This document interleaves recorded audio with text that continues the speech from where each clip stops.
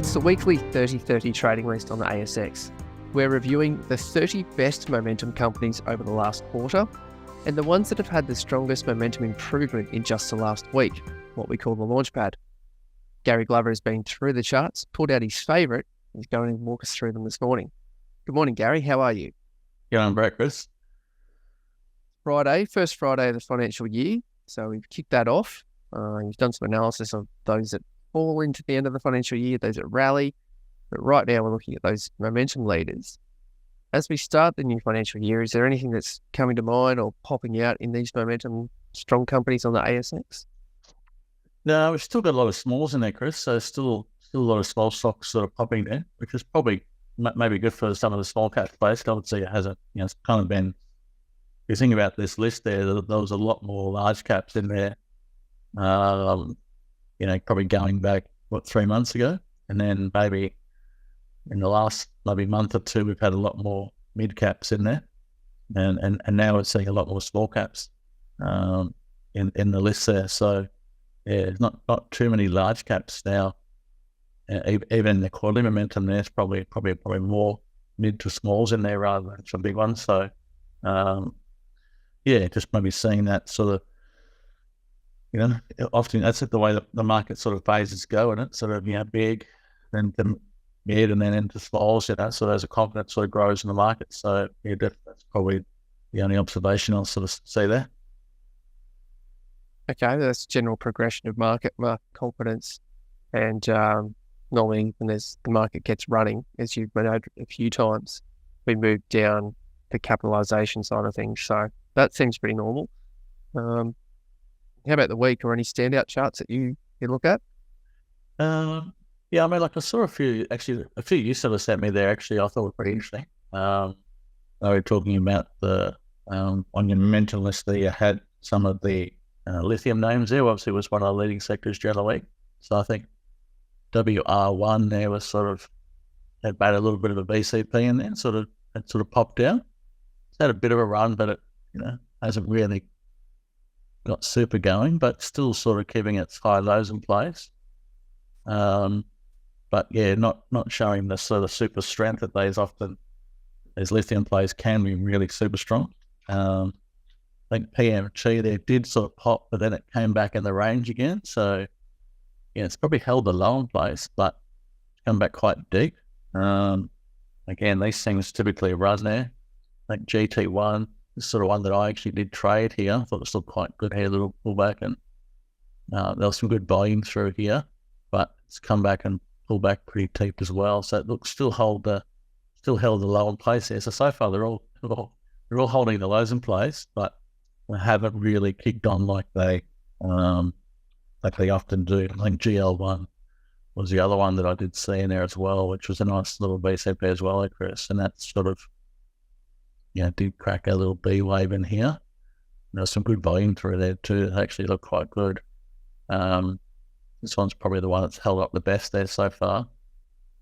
Still looking sort of solid there. So, but in the past, these things, once they run, they've really motored, out of the impulsive corrective and impulses. So it's looking okay here, but yeah. Just not as impulsive as some of the previous rallies for some of those stocks there. So, Now I didn't try. I didn't actually. I like to always look at it. Like trading quote of the week and things. I saw there's a few things I always was reading there, but there's one quote this week, Chris. It's actually like normally I sort of get a couple of good quotes there, and it sort of sticks in my head for a day or two. I usually write them down, but this quote has stuck in my head the whole week, and it's made me really sort of I kind of believe in this quote, but it's made me even sort of think a lot more deeper about it. And it's actually there's a quote from Richard Dennis. If anyone doesn't know, Richard Dennis was sort of the founder of the Turtles. Him and the other gentleman there basically interviewed a cast of amateur traders and taught them the turtle lessons. And so Richard Dennis was a very successful broker and trader, and made a ton of money there. But when we were sort of getting asked about trading and getting interviewed there, we're talking about how tough trading is, and obviously, some of the things that we deal with traders with, fear, greed, and hope they interfere with our trading and make it a bit tougher for us. But the comment really was, you are swimming upstream against human nature, and I've really, really thought about that comment there, because it's so true here. If you think about sort of, because we know that when everything's fantastic and there's no reason to be selling, that's usually the right time to be selling there. When the market's sort of freaking out, everyone's pretty, the market's pretty bearish, and it feels the most scary to step in there. That's usually the best time to buy here. So we've seen it. I mean, retail stocks there, like 7 days ago, Chris, every analyst was saying don't go in the sector. Interest rates are moving. Retail sales are slowing. And what we're seeing basically that stocks have rallied 10 to 15% in the last 7 days alone, off those lows there. And it's just, coal stocks, when coal was sort of humming there, sort of, I guess earlier in the year, or late last year, making so much money, it's just, everyone's just like saying, these things are printing money. You should never, whatever you do not sell these things. And that's where everyone's universally agreeing, don't sell them. That's when they sort of tend to come off here. So, it's really interesting. So trading really is about doing the opposite to human nature, and that's about the feelings of stuff. I know we've sort of spoken about, don't listen, use your eyes, see what the price action telling us, don't listen to our ears, all the noise and stuff there. But if we do, there's a lot to be sort of said for sort of studying psychology and behavioral finance. And I just love that Rich Dennis comment about, really, we are swimming upstream against human nature. So, our greatest competitor is not the market or other people we're trading against. Our greatest hindrance is ourselves. So we really sort of almost have to reprogram ourselves. If we want to be a successful trader there, we've really got to sort of start recognizing those issues. And almost to the point where, if you're a new trader now and you're trading with feelings and it's not working and you're losing money, then that tells you should be doing the opposite to that. So, which is hard to get your head around. But, so, I mean, so really, we're probably, as traders there, we should be spending more time learning about behavioral finance, which is really about biases, human bias stuff. And we have plenty of human biases. I don't know, we see them all the time. I mean, geez, you just need to look at what's happened in the cricket here in the last week. I mean, guys are, pushing the rules and, pushing the boundaries and playing within the rules, every sport, all the time, yet we see one example, which is one of many for the last years, and the Palms are losing their minds about it. It's just, it's just irrational. So, I mean, I think history has sort of shown that human beings aren't particularly rational. We're just, I get too heavy there, but, just look at racism and sexism, and, it takes us maybe years and decades to actually get these things right and get our head around them and actually start acting rationally. But the market's no different. We need to get our head around how human beings feel and the psychology there, and all the biases that come around with actually being just human nature. So my little trading tidbit for the day is to do some studying on yourself. And I think that's the thing about trading, that one of the most enjoyable things about trading is you're not just sort of learning to trade there, you're actually learning a lot about your nature and human nature. And if you want to be good there, you really sort of have to sort of get on top of that. Let's get on with the stocks here. So got number one here, SLM, which I thought was sort of interesting here, Chris, because it's sort of had a pretty big move here. It's got the highest rating there, 55.5. But one little thing on the chart there was a little high type flag up there. So had some pretty good volume there, did sort of gap up there. Had our little pause in here. We basically call this a little high type flag in there. You can see through that whole period there, not too much selling there. I think the only, the one day up there, good volume. all the down days are all pretty light volume. And even this last day here, pretty light volume. So it's had a bit of a pop here. So I'm not sure what that rule is. Once they come out of high type flag, I know sometimes some people say they should go the size of the flag, but I don't. I'm sure it was like maybe 40-50%, something like that was sort of. The Thomas Bulkowski breakdown was the height of the flagpole. So if we're looking at SLM, we're going from the breakout point, which is way down in that congestion where the volume first started, somewhere 10 or 15 cents, and then up to the top of the flagpole, which is over $1. And then taking 75% of that. So 75%. Okay. Yeah.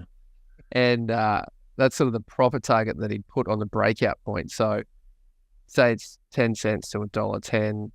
Say it's $1 rally, 75%, 75 cents. And then if the breakout point is where you've got the cursor, say it's $1. He's putting a profit target on there of $1.75. Yeah. That's pretty rich. That's pretty big, yeah. We know from breaking these down and doing all the analysis on them, where they're in the same theme and they have other companies or constituents within that same theme running up and breaking out, pushing out, breaking the boundaries, it does increase the likelihood of actually getting that profit target. So I'm not a trade advice, but that's statistics on the breakdown of high and tight flags. Yeah, I've seen a few guys talk about 40-50% moves there, which when I sort of first heard that, I thought, really, that's big, surely can't be that big. And then it's like, it's actually, that's probably, that was a conservative side. So, so obviously the high type flag, I mean, you don't see a lot of them, but yeah, obviously a pattern to sort of keep an eye on there.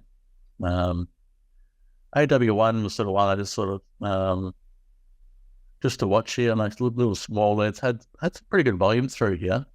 Just had the 1 day of selling, not too much follow through on the second day, but probably want to see a bit of a pause there. So probably just one to put on the watch list.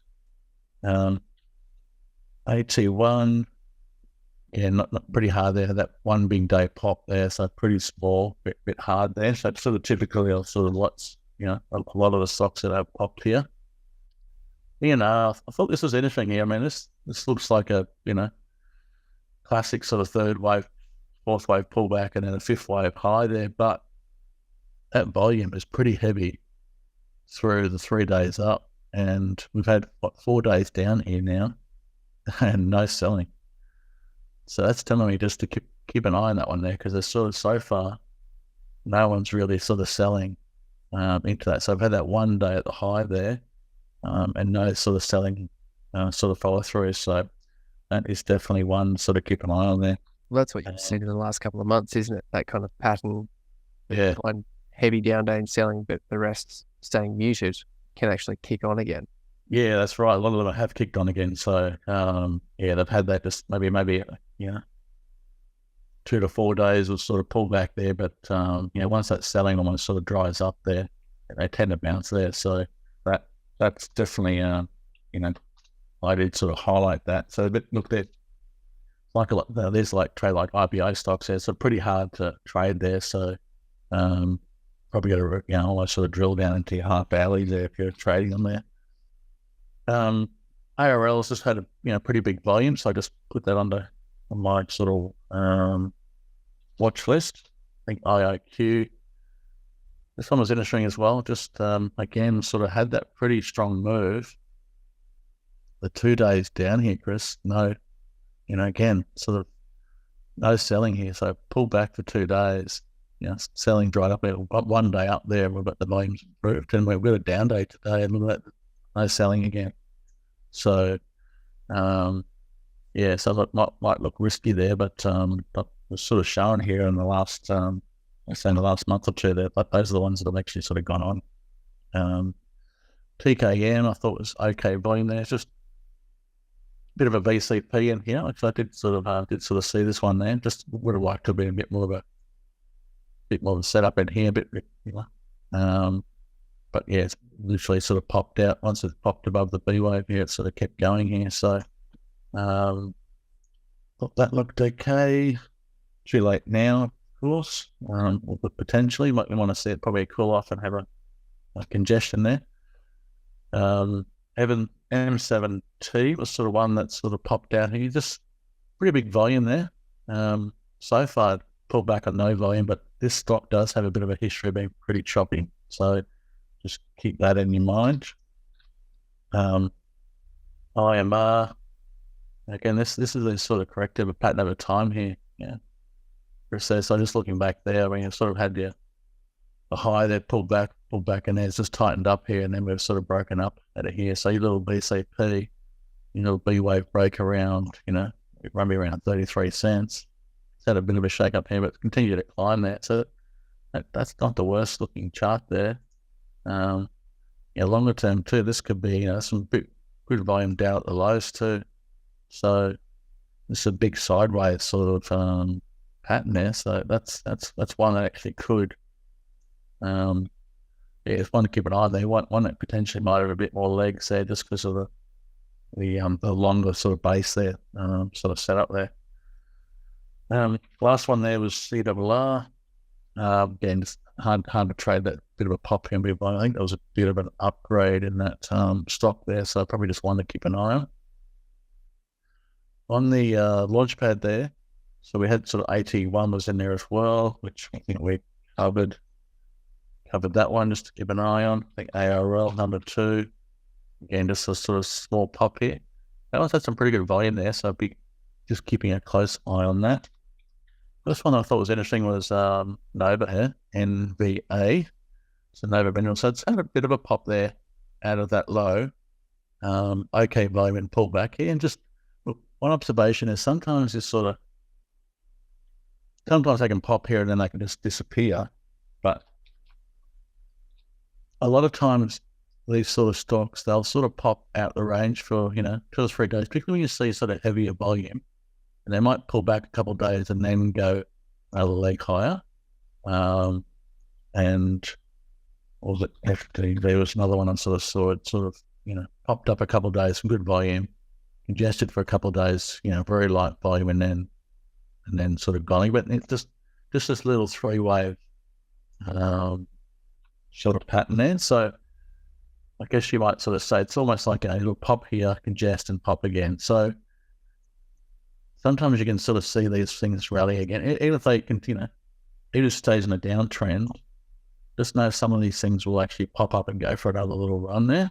And it's more likely to do it if there's decent volume. If it's popped up on lighter volume, it probably doesn't do it, but if it has pretty good volume there and then pulls back with really light volume, you normally get like your little ABC. And then the downtrend might contend there. So it's just something to sort of keep an eye on. If you sort of see some of these sort of stocks pop out, oftentimes you get a little 3-wave, but that's not guaranteed. No guarantees in trading, isn't it, Chris? But yeah, just an observation there. Big volume there. MVP. I thought this one was an interesting there because obviously this is the blue whistle, also the green whistle, I should say. And yeah, there was a little tightening up of price in there, and then volumes have definitely been elevated here as well, and then it has sort of kicked up out of the range. It's still in a bit of a downtrend there, maybe a little bit exhaustive that volume day, but yeah, just one to sort of keep an eye on here, just because the volumes have sort of really elevated here over the last sort of 6 weeks. So yeah, disappointing that stock there, considering the product there. But yeah, just wanted to keep an eye on. I know sort of talking about Mesoblast, which is probably one that people love to hate. Well, it sort of did sort of pop and get going. So yeah, they can pop out of there. BIT, and these are all pretty small, just sort of popping here of volume. I think CMW was, I think this was like an upgrade here as well. BHT I thought was interesting. This is sort of one that I did actually watch this one, Chris. This was on my VCP list. If you look at the weekly there, we've sort of got this whole tightening, so we've got a few high lows sort of setting up here. So there's 0, 1, 2, 3 in here. And this sort of congesting, sort of basing sort of setup is pretty instructive. And then on our daily, will sort of show us a little, little tightening up in there. So once we broke above here, we sort of kicked on here. So I did see this there, but I had other trades on there, and I just I kind of chose between another trade and this one. Unfortunately for me, the trade I chose hasn't worked out. This one did. So, but that's trading really. So, but yeah, that's a nice little breakout there, and some good volume through there as well. So that's pretty healthy as well. So yeah, it's potentially got this one's potentially got room to maybe get going here, just because it has done a lot of work in building here, and it did actually the day after there was like an upgrade as well. There was some positive news out there, which is unfortunate. How's the behavior around the moving averages? I know that you looked at the compressions before and talked about the 50-day moving average. How's the 10, the 20, and the 50 all sort of mingling in together there? Does that have any bearing on the trade or setup? Yeah, so it's positive for me. So when you can sort of see them all tighten up, and just when you see that long consolidation there, and the correction is getting smaller and smaller. So yeah, so probably would have liked to have seen this maybe tighten up even more, but overall pretty good there. I mean, just even didn't see too much volume sort of through there. But I guess what you did see is that did see that good volume out of the gates here, add good volume at the low there, and some good volume sort of follow through. Yeah. So like even though this didn't sort of follow through on the break day for me, that's still sort of good enough for me. That would have been a long trigger, So I did have this had this on my list there. That's what I look for, is that break there, because often the time you can see these lower highs there, and you can kind of jump in. You might sort of see this jump in early, but geez, I reckon a lot of them don't fail there, Chris. Don't go. Obviously, like there's a reason why there's a series of lower highs, because sometimes they just keep making you down here. So you want to see the break here. So to me, I want to see that high broken there. So it's just, So I wouldn't, look, I wouldn't say never. I guess occasionally you might cheat. I would never put a full position on, or I would never even put a half position on. I might even, might do something like a quarter if I wanted to try and cheat it early or something. But I generally try and wait till I see the break there, because they just over time there I've seen the same when he sort of, I'll go up here and then they'll congest again, and then you're stuck in the trade for the next 3 or 4 weeks, and it might tighten up again. So sometimes these sort of congestion, these sort of bases or pauses there can last a lot longer than you think. So we really want to, as Menavina keeps saying, you really want to wait for the pivot, wait for the break, and then get on board there. CY5. So this one's okay there. There was a little bit of a sort of been building sort of high lows in there, a little bit of a tightening up in there, a little bit of a break in there, but it's come all the way back. But another little BCP sort of tightening up in there. Just volumes are okay in there, but yeah, it's just a bit of a slow mover here, but not the worst sort of setup there, I guess. But Bubs looks pretty interesting here. Chris, there's some big volume here building here over the last month there at the lows there, and did break above. Like I like to sort of see it break above a swing high there, because obviously sort of as we know this, these things can just keep. These downtrends can just keep continuing down. So we want to sort of see them break an old high, come back here, and then break to a new high again. So got sort of some potential signs there of recovery in that one. So definitely one to sort of keep an eye on there. Hasn't really fulfilled my criteria yet, but I'll watch this one there. Maybe it'll tighten up again. But yes, starting to build. SLR was the only other one that sort of had a bit of a little bit of a false break of the low here. Went sort of slightly lower. I think it only lasted there. Only went to 1 day new low and then reversed. And it's had some volume here as well. So we're just it's interesting. Obviously the gold's a bit choppy there, but Not the worst looking chart there either. So that's about it for the Chris there. So a little bit messy out there. But yeah, hopefully some trading lessons there on studying ourselves. That's the that's a big thing for me, is it actually start doing a bit more reading on psychology, just given biases. I know we're studying FARS here recently. That was probably, much as I hated studying for that harder exam, I did enjoy reading about the biases of sort of, all that sort of, All those behavioral finance. yeah, behavioral finance. Yeah. I mean, it's actually, I think there was 20 to 30 biases. There was a lot of biases to learn. That tells you how flawed Human nature. we do that.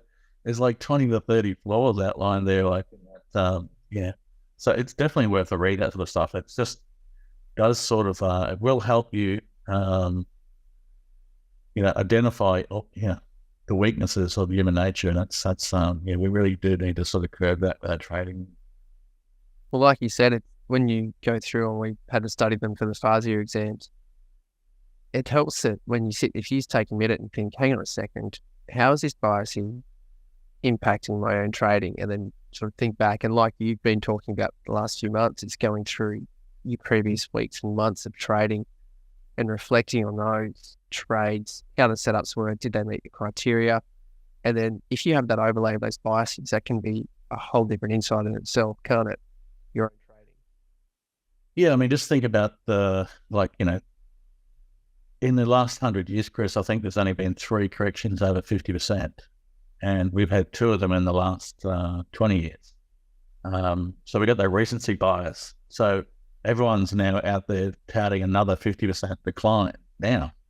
Market's going to fall 50%. It's going to, it's overvalued. It's, so, historically there, I think it's 5% correction occurs every 7 months, 10% occurs every 2 years, 20% correction every 7 years, and a 30% correction every 12 years. So we've had 4 in 20 years.